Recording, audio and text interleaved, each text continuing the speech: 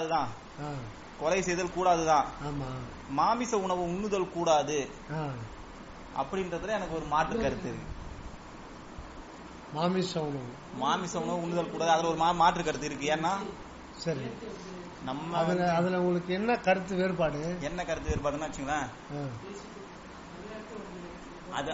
அவங்க நீ போடா நாங்க பேசி வரோம் முன்னு கிளம்புடா. அது சரி, ஒரு உணவு பழக்கம் இருக்குல்ல, அந்த உணவு பழக்கம் அது அவங்கள சார்ந்தது. இப்ப நம்மளே கூட மனிதர்கள் தோன்ற காலத்துல நம்ம யாரும் எந்த செடி கொடியும் சாப்பிடவே இல்லை. ஏன்னா நம்மளுக்கு பயம், எங்க செடி கொடியை சாப்பிட செத்து போயிடுமோ அப்படின்னு ஒரு பயம் இருந்துச்சு நம்மளுக்கு. ஆரம்ப காலகட்டத்தில் மக்கள் வேட்டையாடி மட்டும் தான் சாப்பிட்டாங்கல்ல. வேட்டையாடுறதுனா என்ன, மற்ற உயிர்களை கொண்டு தான் சாப்பிட்டாங்க. அதுலதான் புரோட்டீன் இருக்கு, உடலுக்கு தேவையான சத்து கிடைச்சது அவங்களுக்கு. ஸோ நம்ம ஆரம்பத்துல இருந்தே நம்ம ஒரு மாமிச உண்ணி தான், மனிதர்கள் மாமிச உண்ணி தான். மாமிசம் சாப்பிடணும், மாமிசம் சாப்பிட்டுட்டு தான் இருந்தோம். சரி சரிங்களா? அதனால இங்க மாமிசம் சாப்பிடுதல் கூடாது அப்படின்னு சொல்லி போட்டுருக்காங்கல்ல. ஆமா, ஒருவேளை அதுக்காக தான் நம்ம இருக்கோம்னா சரி, மாமிசமே சாப்பிடற பழக்க வழக்கம் இருந்தது. சரி, அவங்க ஏன் மாமிசம் சாப்பிடக்கூடாதுன்னு போடுறாங்க? அவர் ஏன் சொல்றாங்கன்னா, மத்த உயிர்களை கொண்டு தானே நான் சாப்பிட போறேன், அதனால மாமிசம் சாப்பிட வேணான்றாங்க. சரி, கொன்னா என்ன ஆகும்? கொன்னா என்ன ஆகுமா? ஒரு ஆடு அறுக்குறாங்கல்ல, அப்போ அது என்ன ஆகுது? அது ஆடு அதுல உயிர் போகுது, துடிக்குது, பாத்திருக்கீங்களா? ஆமா, கதறது பாத்திருக்கீங்களா? துடிக்குதுல்ல, அது துடிக்குதுன்னா அதுக்கு உணர்வுல ஒரு அனுபவம் இருக்கும். கண்டிப்பா. என்ன அனுபவம் இருக்கும்? அது ஒரு வேதனை அனுபவிக்கும், துன்பத்தை, மரண வேதனை. ஆமா, சார்ஜ் போட்டுமா? ஆமா, என்னது சார்ஜ் போட போட்டு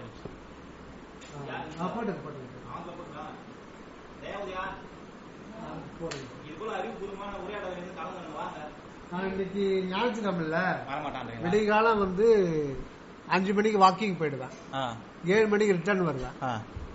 ரிட்டர்ன் வரும்போது இப்பதான் கறிக்கடை வரிசையா இருக்க, ஒரே நாள சம்பாதிச்சிடறானுங்க. கண்டிப்பா, ஒரு கடை வச்சு 10 லட்சம் இன்வெஸ்ட் பண்ணி அதெல்லாம் இப்ப இல்ல. அன்னைக்கு ஞாயிற்றுக்கிழமை ஒரு நாளைக்கு காலையில இருந்து மத்தியானத்துக்குள்ள சம்பாதிச்சிடறாங்க. புரியுது. அது வரிசையா ஆடு கட்டி போடுறாங்க. நான் எங்க ஊர்ல நான் சின்ன வயசுல பாக்கும்போது ஒரு வெட்டுனா கொஞ்ச நேரம் துடிச்சு அது போயிடும். இப்ப என்ன பண்றான்னா, அது நின்னுட்டேன், 2 முறை அது மாதிரி பார்த்தேன். இங்க கட் பண்றான்னு வச்சுக்கோ, இங்க கட் பண்ணா முதுகெலும்பு தொடர் இருக்கு இல்லையா? ஆமா, முதுகெலும்பு தொடர் வரையில் தான் தொடர் இருந்தா தான் அது துன்பத்தை அனுபவிக்கும். இந்த ஸ்பைனல் கார்டே ஒரு கைண்ட் ஆஃப் பிரெயின். இந்த ஸ்பைனல் கார்டுடைய எண்டு தான் மெடுல்லா அப்ளங்கடா, அதாவது முகுல மூளைன்றது ஸ்பைனல் கார்டுடைய எட்ஜ் தான் நமக்கு மூளையா இருக்கு. ஸ்பைனல் கார்டே இல்லைன்னா என்ன ஆகும்னா வலியை உணர முடியாது. அதனால இங்க வெட்டினா அது ஒரு 2 நிமிஷத்துல துடிச்சுட்டு அதோட இறந்துரும். ஆனா அங்க வெட்ட மாட்டேன்றான், பிடிச்சிட்டு காலை நல்லா கட்டி போட்டுறான். காலை நல்லா கட்டி போட்டு சின்ன கத்தியில இப்படி அறுக்கிறான். அறுத்து ஒரு கிண்ணத்துல அதை அப்படியே அழுத்தி பிடிச்சுக்கிறான். அந்த ஆட்டை அழுத்தி பிடிக்கிறான். எதுக்கு சொல்லுங்க? ரத்தத்தை எடுக்கிறதுக்கா? ரத்தத்தை சேல்ஸ் பண்றது. அது 5 நிமிஷம் அப்படியே இருக்கான். அதனுடைய துடிப்பு எப்படி இருக்கும்? வேதனையோட தான் இருக்கும். அது சொல்ல முடியுமா, வர்ணிக்க முடியுமா? அதை உணர்றீங்களா? இப்போ உங்களுக்கு ஒரு தம்பி இருக்கான், கடுமையான வயிற்று வலியில அவஸ்தப்படுறான், நீங்க என்ன பண்ணுவீங்க? கஷ்டப்படுவோம். அந்த வலியை நீங்க ஏத்துக்க முடியுமா? எடுத்துக்க முடியாது. ஆனா பாத்துட்டு இருப்பீங்களா? நம்மளுக்குள்ள வரும்ல, டாக்டர் கிட்ட கூப்பிடுவீங்களா? துடிப்பை நீங்க உங்களுக்கு அந்த வலியை அனுபவிக்க முடியாது, ஆனா மனதுல உங்களுக்கு இரக்கம் வரும். கரெக்டா? ஐயோ அது நம்ம தம்பி துடிக்கிறானேன்னு சொல்லிட்டு. பக்கத்து வீட்டுக்காரன் துடிச்சா கொஞ்சம் கம்மியா இருக்கும், அடுத்த தெருவில் இருக்கிறவன் துடிச்சா கொஞ்சம் யோசனை பண்ணுவீங்க, அடுத்த நாட்டில் இருக்கிறவன் துடிச்சா செய்தியா பாப்பீங்க. அதுதான் நம்முடைய, அந்த அளவுக்கு தான் நம்முடைய அன்பு, அந்த அளவுக்கு தான் போகுது. புரியுது. அடுத்த உயிர் துடிக்கும் போது அது துடிச்சா என்ன, நமக்கு அதனால நமக்கு பாதிக்குதா? அது துடிச்சா துடிச்சுட்டு போகுது, அது துடிச்சுட்டா அது தலையெழுத்து. கேட்டா அது உணவு பொருள் தானே, நமக்காக தானே அது படிக்கப்பட்டிருக்கிறது. எது நம்ம சாப்பிடறதுக்காக படிக்கப்பட்டிருக்கிறது. அதனால அதை சாப்பிடுறோம்.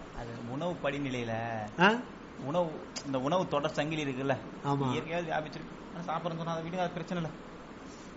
அப்புறம் இன்னொரு பாயிண்ட், அது பாயிண்ட், அந்த பாயிண்ட் தாண்டி வேற பாயிண்ட்டுக்கு போக முடியாதா? இல்ல அதை விட்டுருங்க. என்ன சொல்றாரு, அறிவினான் ஆகுவது உண்டோ பிரிதின் நோய் தன்னோய் போல் போற்றாக்கடை. ஒருத்தனுக்கு அறிவுக்குதான் கேட்டா, இப்போ என்னப்பா உனக்கு நன்சை புன்சை இருக்கா? இருக்குண்ணா அப்படின்னு சொல்லுவீங்க. அப்பா அம்மா இருக்காங்களா? இருக்காங்க. சொத்து சுகம் இருக்கா? இருக்கு. வண்டி பைக்கு வசதி எல்லாம் இருக்கா? இருக்கு. வீடு பங்களெல்லாம் சொந்தமா இருக்கா? இருக்கு. எல்லாத்துக்கும் கேள்வி கேட்டா இருக்கு சொல்லுவான். அறிவு இருக்கான்னு கேட்டு பாருங்க, கோவம் வந்துடும். ஏன் வருது கோவம்? அறிவு இருக்கான்னு சொல்றது கெட்ட வார்த்தையாது. கெட்ட வார்த்தை இல்ல, அது ஒரு நல்ல பண்பு. இல்ல இல்ல, அதுல எதனா கெட்ட வார்த்தை இருக்கா? இல்ல, நல்ல வார்த்தை தான். அறிவு இருக்கா இல்லையா? இருக்கு இல்லன்னு சொல்லிட்டு, ஆனா கோபம் வருது. சில பேர் அடிச்சிருவான். கண்டிப்பா. அது ஏன் அது ஏன்னா அது ஒரு இன்சல்ட் மாதிரி ஆகுதுல்ல. அறிவுன்னா அதுல இரக்கமும் அன்பும் இல்லைன்னா அவன் அறிவு இருந்தோ பிரயோஜனம் இல்லை. கண்டிப்பா. இரக்கம் இல்லாதவனுடைய அறிவு யாருக்கும் பிரயோஜனப்படாது. கண்டிப்பா. அதே மாதிரி பிற உயிரை கொன்று தின்றான்னா அவன் வாழ்க்கைக்கு அது பாதுகாப்பற்ற வாழ்க்கை. ஏன்னா இந்த பிரபஞ்சத்துல எல்லா உயிரும் வாழ வந்திருக்கு. கண்டிப்பா. நான் மனிதன் ஆடு எல்லாம் கிடையாது. பிரபஞ்சத்துக்கு எல்லா உயிரும் உயிர் தான். படைப்பு பொருள். உருவம் தான் வேற. என்னுடைய உருவமும் உணவு பொருளாலானது, ஆட்டினுடைய உருவமும் உணவு பொருளானது. எனக்கும் பசிக்குது, ஆட்டுக்கும் பசிக்குது. எனக்கும் தூக்கம் வருது, ஆட்டு மாட்டுக்கும் தூக்கம் வருது. எனக்கும் கல்யாணம் பண்ணிக்கின்ற ஒரு இது ஏற்படுது. அதுவும் வாழ்க்கையில அந்த அன்பத்தை அனுபவிக்குது. என்ன பயப்படுது, நான் பக்கத்து வீட்டுக்காரன் இது பண்ணா நம்ம பயப்படுறோம். எல்லா உணர்ச்சி இருக்கு. ஆனா ஒண்ணு அது குறிப்பிட்ட சூழ்நிலைக்கு மேல அது புரிஞ்சுக்காது. வாழ்க்கையில நம்ம வந்து கட்டுப்படுத்த ஆரம்பிச்சு கல் எடுத்தா அது புரிஞ்சுக்கும். அந்த சூழ்நிலை மட்டும் புரிஞ்சுட்டு பயந்து ஓடிடும். அதுக்கப்புறம் அதுக்கு அடுத்த ஒரு இது பார்க்க முடியாது. ஆனா நாம வந்து எதிர்காலத்துல சிந்திக்கிற ஒரு மனம் அது மட்டும் இருக்கு. அதுக்கு அது இல்ல, அவ்வளவுதானே தவிர எல்லா உயிர்ன்றது ஒண்ணுதான். மேல போட்டுக்கிற சட்டைகள் தான் வேற வேற. அதனால ஒரு உயிரை உங்களால படைக்க முடியுமா? முடியாது. அப்படி இருக்கும்போது ஒரு உயிரை போக்குறதுக்கு நமக்கு என்ன உரிமை இருக்கு இப்ப இந்த பிரபஞ்சத்துல? இல்லதாங்க, என்ன பண்றது? சரி, இப்ப அது ஒரு உணர்வு, அது ஒரு பெரிய பிசினஸ் ஆகிடுச்சு. இயற்கையாவே நம்ம வந்து ஆம்னிவேர், நம்ம ஒரு மாமிச உண்ணி மனிதர்கள். சோ அதனாலதான் இந்த உலகம் எங்க போகுது? அழிவு பாதையில போயிட்டு இருக்கு. கரெக்டா? கண்டிப்பா. இன்னைக்கு இந்திய பெருங்கடல் இது சமுத்திர உலக கடல்ல எல்லா நாட்டுக்காரனும் அணு ஆயுதத்தை தயாரா வச்சுட்டான். கண்டிப்பா. ஏன்? இறுதி கட்டத்துக்கு வந்துருச்சு. உயிர்களை வந்து படாத பாடுபட்டான், சித்திரவதைகள் பண்றான். அப்ப இதனுடைய அனுபவ அலைகள் வந்து பிரபஞ்சத்துல நிறைந்து இருக்கு. இந்த அனுதாப அலை இயற்கை வந்து ஒரு பரிசு குடிக்கும் போது நீயே அடிச்சுக்கிற சாவிடான்ட்டு அது என்ன பண்ண தெரியுமா? அதை அழிச்சிட்டு தடுக்க முடியாது. அழிவை தடுக்க முடியாது. அது உருவாக்கிடும் தன்னால. பூமி அழிஞ்சு போகாது. பூமி அழிஞ்சு போகாது. அழிச்சுப்பாங்க. மனித இனம் வந்து சுருங்கிடும். திருப்பி பண்ணா திருப்பி வரும். எப்ப வந்து சக உயிரை தன்னுயிர் போல் பாவித்து எல்லாம் அன்பு செலுத்துறானோ அப்ப அவன் வாழ்வான். இல்லன்னா எந்த எவனும் வாழ முடியாது. ஒரு 200 வீட்டுக்கு போய் பேட்டி எடுங்க, எப்ப நீங்க எப்படி இருக்கிறீங்கன்னு. அது ஏன்பா கேக்குற? எனக்கு வந்து சுகர் இருக்கு, பிபி இருக்கு, மூட்டு வலி இருக்கு, எங்க வீட்டுக்கு பைபாஸ் சர்ஜரி பண்ணிருக்கோம். ஆனா அந்த காலத்துல அப்படி இல்லையே. இந்த காலம் வியாதி இல்லாத வீடே இல்லையே. 200 வீட்டுல பேட்டி எடுங்க, ஒரு வீட்டுல இருக்கிறவனாவது எங்க ஃபேமிலி மெம்பர்ஸ் எல்லாரும் ஹாப்பியா இருக்கிறோம்னு சொல்றானா பாருங்க. எல்லாரும் கஷ்டம் இருக்கு, கஷ்டம் இருக்கதான் செய்யுது. காரணம் அன்பு குறைஞ்சு போச்சு. அன்பும் இல்லை, இரக்கம் இல்லை, சுயநலம் மட்டும் இருக்கு. நாக்கு ருசிக்காக எந்த உயிர் என்ன துன்பப்பட்டாலும் அது எனக்கு ஒரு பொருட்டு கிடையாது. நான் அதை மதிக்க மாட்டேன். எனக்கு தேவை வந்து நாக்கு ருசிக்கு சாப்பாடு, என் உடம்ப நல்லா வச்சிருக்கணும். அதனால இன்னொரு உடம்ப கொன்று இந்த வயிறு சுடுகாட்டாக்கி வச்சுப்பேன். அதை பத்தி ஐ டோன்ட் பாதர் அப்படின்னு சொல்றதுனால தான் உலகம் இந்த நிலைக்கு ஆயிருக்கு.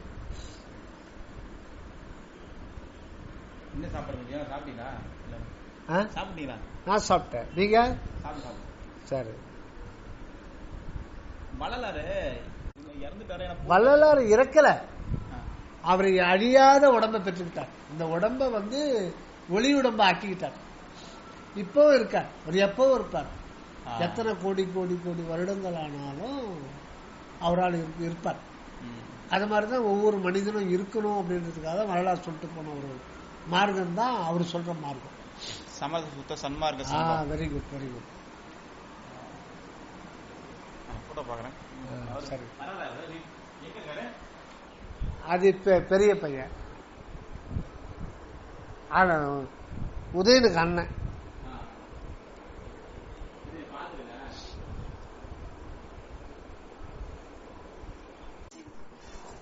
இப்போ நீங்க படிச்சீங்க, உங்க அப்பா படிக்க வச்சாரு, அப்பா தான் படிக்க வச்சாரு, படிக்க வச்சாரு.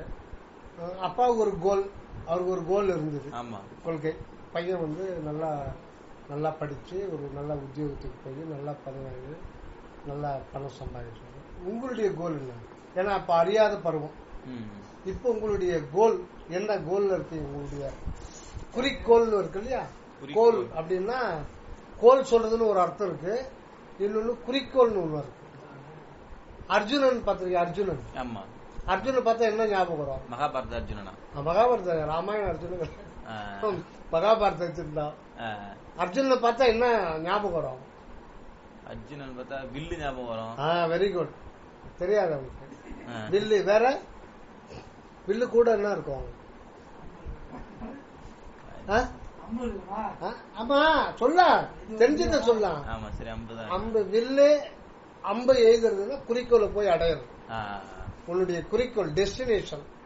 உங்களுடைய டெஸ்டினேஷன் என்ன? ஒரு கொள்கை இருக்கும் இல்லையா?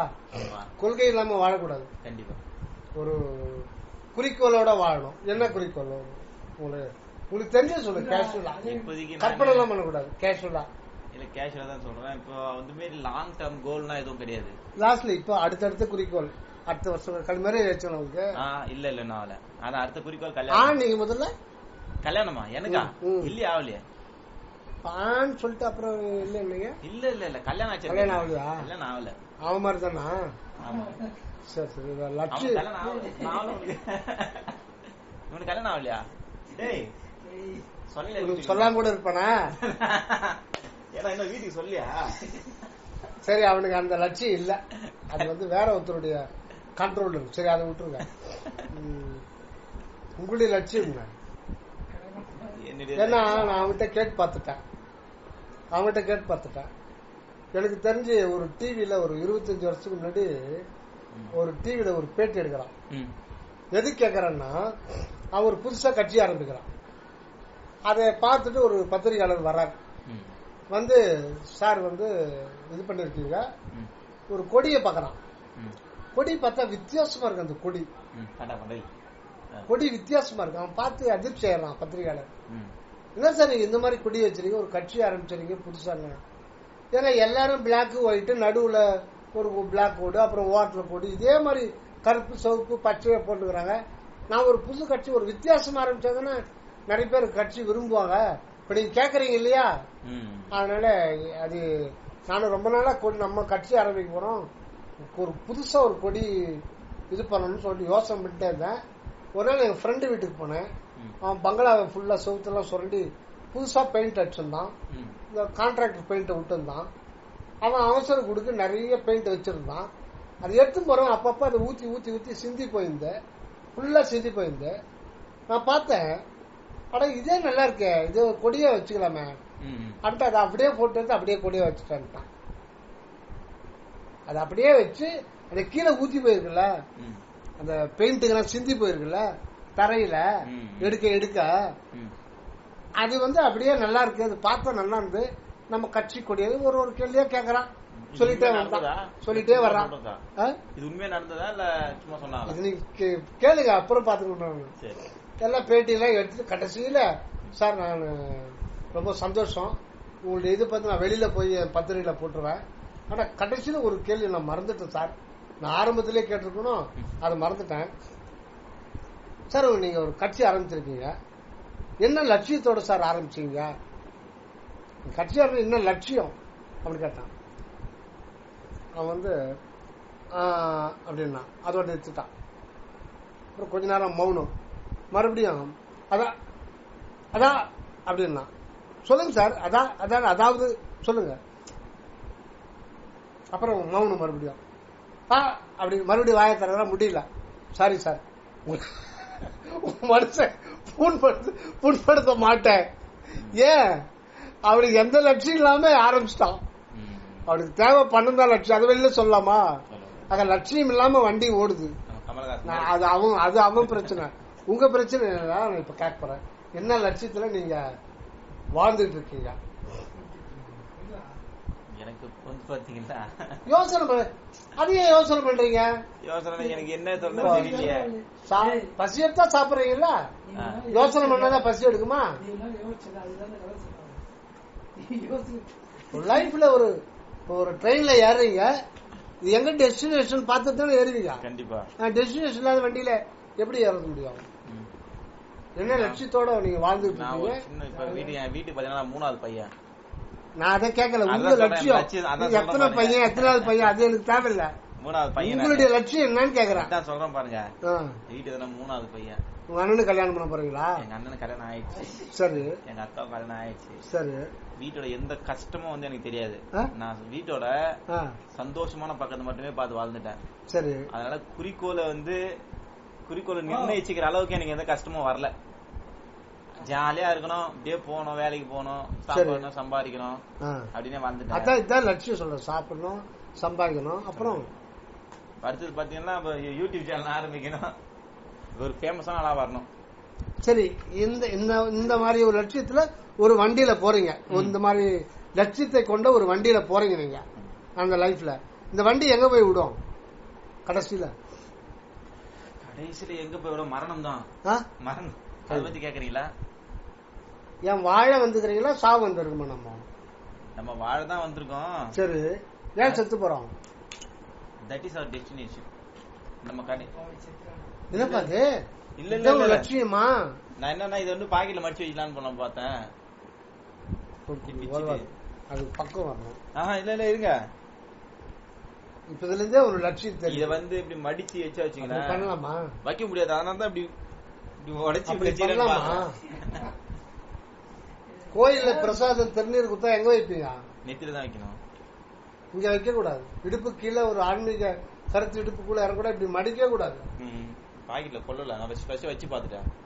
மடியெல்லாம் அது வச்சுட்டு போய் அடுத்த முறை பெரிய பாக்கெட் வரும்போது போட்டு அப்ப எடுத்துட்டு போவோம். மடிச்சுலாம் வைக்க கூடாது. அது உபயோகப்படாதுன்றதுக்கு அர்த்தம். இடுப்பு கீழே வைக்க கூடாது. எப்படி வைப்பீங்க? திருநீர் எங்க வைப்பீங்க? திருநீர் எங்க வைப்பீங்க? நெத்தில. இங்க வைப்பீங்களா? காலில் தொடங்கல திருநீர். இது என்ன புக்கு? அது திருநீரை விட மேன்மையான புத்தகமாச்சு. வைக்க முடியல, மடிச்சு வைக்க கூடாது. அதெல்லாம் தான் பிச்சுட்டு நான் வந்து கண்டிப்பா பேசிடுவேன். புரியுது. நான் தப்பா பேசினா அது குரங்கையில பூ மேல குத்தரலாம். புரியுது. இல்ல இல்ல இல்ல சொல்லுங்க. கரெக்டா?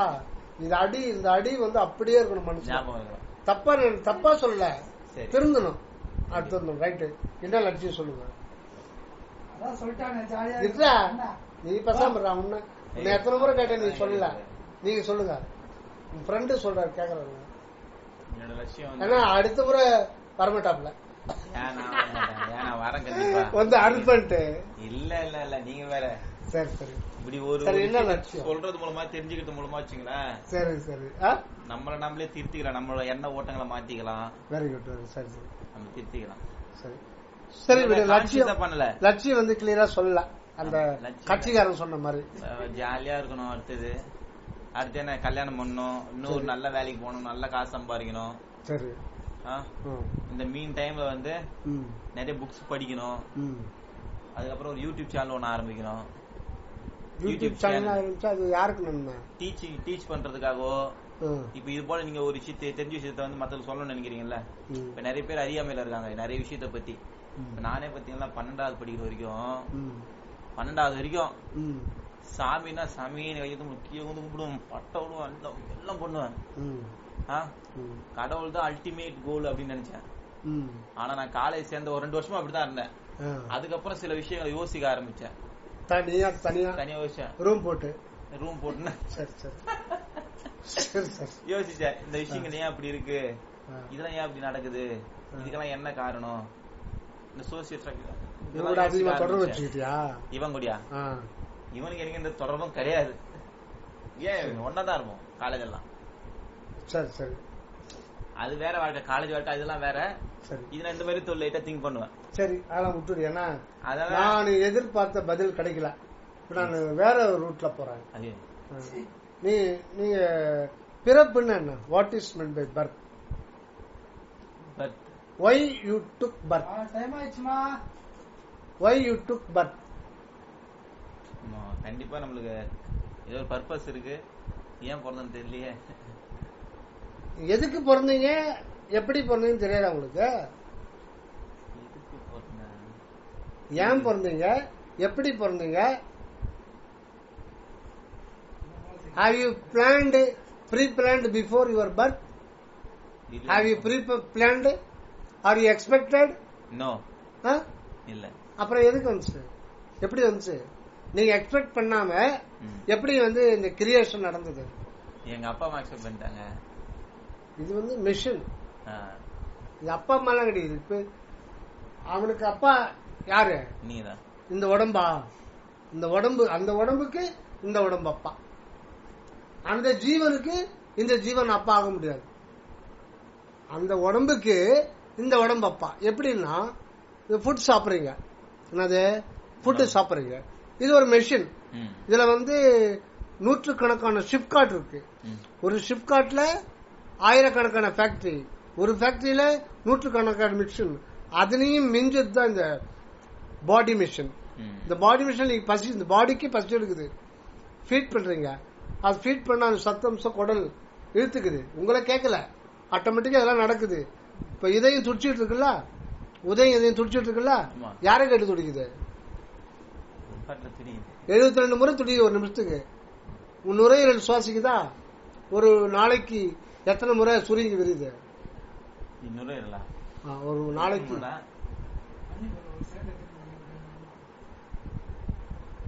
உங்க நுரையீரல் தானே. அப்ப இதுல இருக்கிற பார்ட்ஸ் எல்லாம் உங்களுக்கு சொந்தமானது தானே. அது என்ன வேலை செய்ய உங்களுக்கு தெரியாதா? 21,600 முறை சுவாசிக்குது ஒரு நாளைக்கு. 21,600 முறை. இது சித்தர்கள் எல்லாம் குறிச்சிருக்காங்க. அதுக்கு எப்ப தேங்க்ஸ் சொல்லிருக்கீங்களா? நன்றி சொன்னதில்ல. உங்களுக்காக தான் துடிக்குது, சுயுது. இதே ஒரு நிமிஷம் 72 முறை. ஒரு 10 செகண்ட் இடையில ரெஸ்ட் எடுத்தோம், நம்ம என்ன ஆகும்? நம்ம எவரெஸ்ட்ல போயிடுவோம். எவரெஸ்ட்ல இருப்போம். என்னது எவரெஸ்ட்?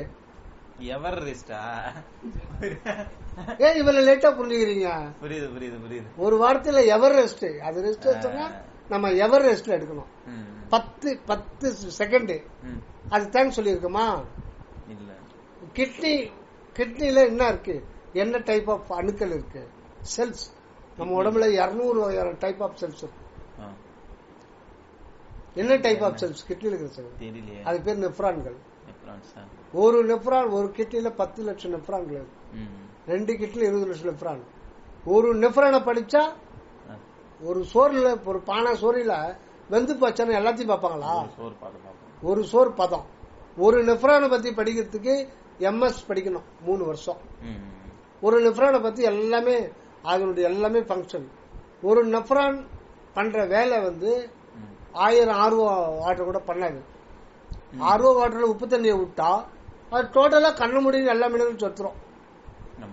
டோட்டலா எடுத்துரும். தேவை இருக்கிறது, அதுல தேவை இருக்கிறது நிறைய இருக்கு, அது அதுக்கு தெரியாது, மொத்தத்தை எடுத்துரும். ஆனா நெப்ரான் அப்படி கிடையாது. நம்ம உடம்புல மினரல்ஸோ வைட்டமின்ஸோ பத்தாது வந்துச்சுன்னா குடலுக்கு அதிகமா அது சுரப்பிக்கும். சப்போஸ் எக்ஸஸா வருது, நீங்க உங்க வீட்டுல அகத்திக்கீரையே நிறைய சாப்பிடுறீங்க, நிறைய இருக்கு, அதுல குறிப்பிட்ட மினரல்ஸோ விட்டமின்ஸோ அதிகமா இருந்துச்சுன்னா அதுவும் பாதிக்கும். அது ரிட்டர்ன் வெளியில அனுப்பிச்சிடும். பத்தலைன்னா யூரின்ல அதை பங்கு போட்டு ஃபில்டர் பண்ணி அதை திருப்பி ரீசைக்கிளுக்கு அனுப்பிச்சிடும். இவ்வளவு வேலையை அது பண்ணுது. தெரியுமா? தெரியுமா? தெரியுமா? நீ என்ன நெப்ரான் என்ன சொல்லுன்னா தெரியல. நீங்க இப்ப இது எப்படி தெரியும்? நான் சொன்ன பிறகு தெரியுமா?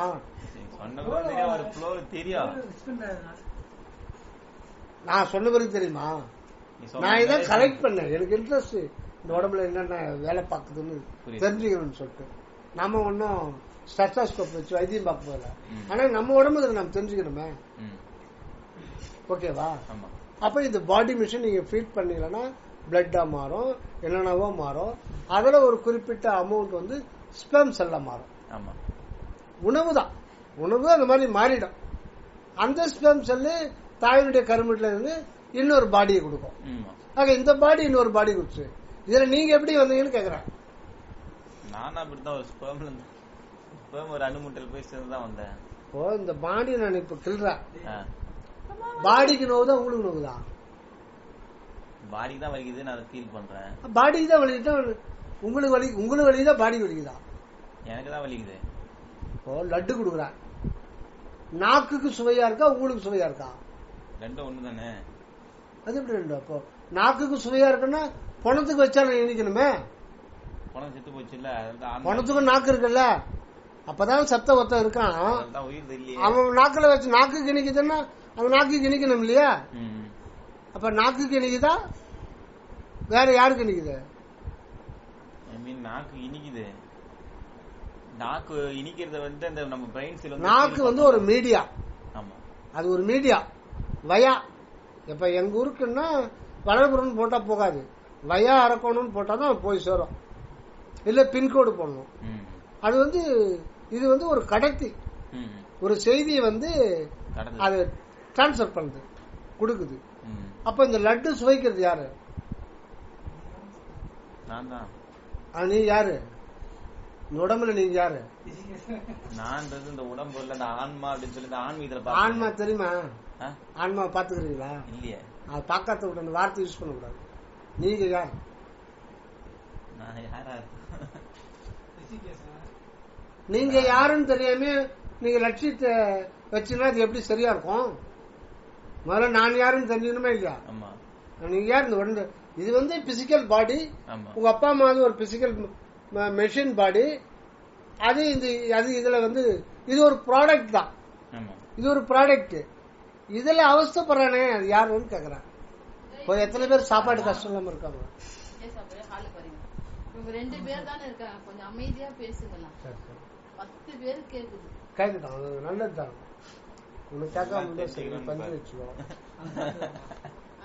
உனக்கு தேவையில்ல பஞ்சு வச்சுக்கோ. மற்றவங்களுக்கு கேட்கறவங்க அவங்க என்கிட்ட வந்து சொன்னா நான் பேசுகிறேன். அவ்வளவுதான். வாங்கப்பா. சரி, அவ்வளவுதானா? அவ்வளவுதான். ஒன்னும் கரெக்டா நீ நான் யாருன்னு கேள்வி தெரியல. அப்ப நான் யாருன்னு தெரியாம வாழ்ந்துட்டு இருக்கோம். நான் யாருன்னு தெரிஞ்சுனா என்ன பண்றது? நான் யாருன்னு தெரிஞ்சுனா என்ன பண்றது? அதுதான் யாருன்னு தெரியாம என்ன பண்ண போறீங்க? யாருன்னு தெரிஞ்சுக்கிட்டு என்ன பண்ண போறது? Right, okay. இப்ப யாருன்னு தெரியாம வாழ்ந்தப்போ அப்ப இப்ப என்ன பண்ண போறீங்க?